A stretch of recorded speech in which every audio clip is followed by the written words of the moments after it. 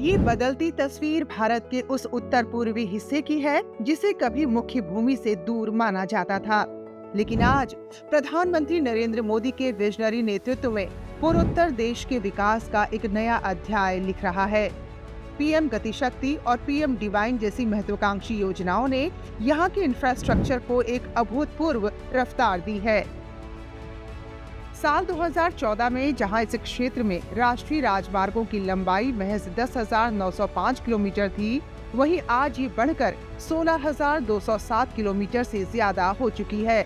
अरुणाचल प्रदेश में हर मौसम में कनेक्टिविटी देने वाली ऐतिहासिक सेला सुरंग हो या मिजोरम की बैरागी सैरांग रेलवे लाइन, पूर्वोत्तर की राजधानियां अब पहली बार सीधे राष्ट्रीय रेल नेटवर्क से जुड़ रही हैं। रफ्तार सिर्फ जमीन पर नहीं बल्कि आसमान में भी दिखाई दे रही है। क्षेत्रीय हवाई कनेक्टिविटी योजना यानी उड़ान ने पूर्वोत्तर में पर्यटन और व्यापार का चेहरा पूरी तरह से बदल दिया है। साल 2014 तक पूरे पूर्वोत्तर में केवल 9 चालू हवाई अड्डे थे, जिनकी संख्या आज बढ़कर 17 हो गई है। सिक्किम का पाकयोंग और अरुणाचल का होलोंगी ग्रीनफील्ड एयरपोर्ट इसका जीता जागता उदाहरण है।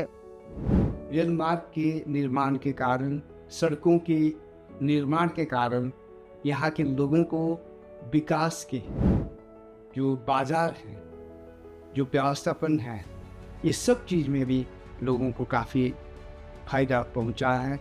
मोदी सरकार के 12 वर्षों के दरमियान हुई विकास व तरक्की के कारण लोगों को खुद को दिल्ली से जोड़ने, राष्ट्र के अन्य राज्यों प्रांतों से जुड़ने के लिए एक मौका उपलब्ध हुई है।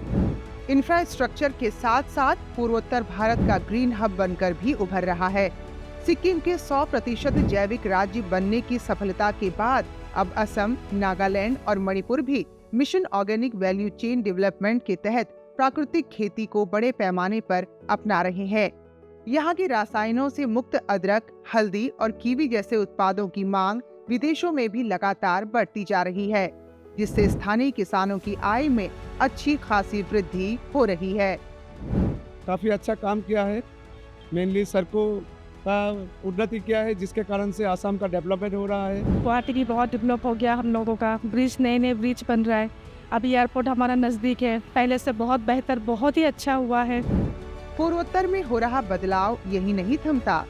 डिजिटल कनेक्टिविटी के जरिए हजारों ग्राम पंचायतें हाई स्पीड इंटरनेट से जुड़ चुकी हैं और वहीं असम की जागीरोड में टाटा इलेक्ट्रॉनिक्स का 27,000 करोड़ रुपए की लागत से सेमीकंडक्टर प्लांट इस बात का सबूत है कि पूर्वोत्तर अब आधुनिक मैन्युफैक्चरिंग का भी बड़ा केंद्र बन रहा है। पिछले 12 वर्षों में पूर्वोत्तर में हिंसा में भारी कमी आई है, जिसमें 2014 से 2024 के बीच ये संख्या घटकर 3,428 रह गई है, यानी 70% की कमी आई है।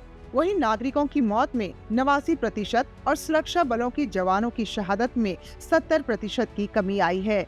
मोदी सरकार ने 12 वर्षों में पूर्वोत्तर में कई बड़े शांति समझौते किए, जिससे 10,500 से अधिक उग्रवादियों ने हथियार डालकर मुख्य धारा में शामिल होने का फैसला किया।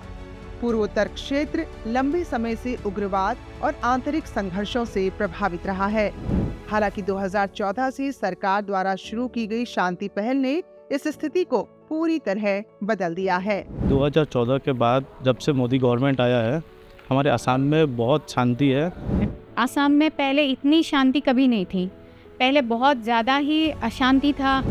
निश्चित रूप से पूर्वोत्तर की ये बदलती तस्वीर इस बात का प्रमाण है कि सही नीति और दृढ़ इच्छा शक्ति से भौगोलिक दूरियों को भी विकास के अवसरों में बदला जा सकता है।